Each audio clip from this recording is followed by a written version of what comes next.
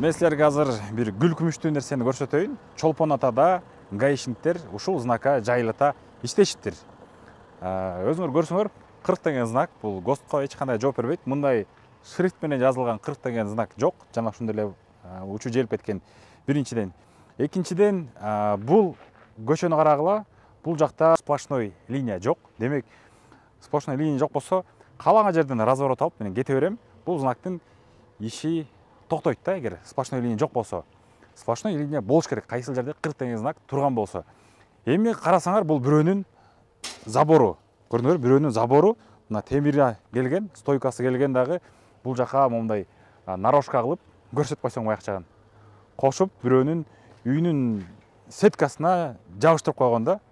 Эми бул өтө эле күлкүнүчтүү нерсе, бирок уят биздин ГАИ кызматкерлери ушундай нерсени колдонуп, жайылата эс алуучулардан, жергиликтүү жашоочулардан ушул нерсеге штраф жазып, кээ бир айдоочулар мага акча алышты деген нерсени айтышты.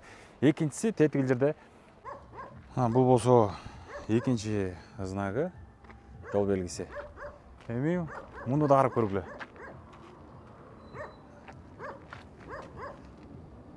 Эми муну да карагыла. Бул дагы ушу бирөөнүн заборуна значит, жол жээктеги эмеге бекитип койгон да. Бул дагы ГОСТко эч кандай жооп бербейт.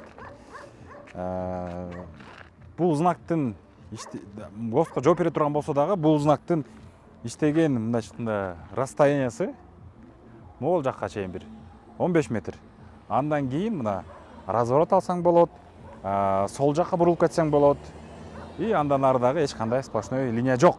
Бирок ушул үчүн жайылата гаишниктер иштептир. Бул туура эмес. Бул шабашка деп коет бул нерсени.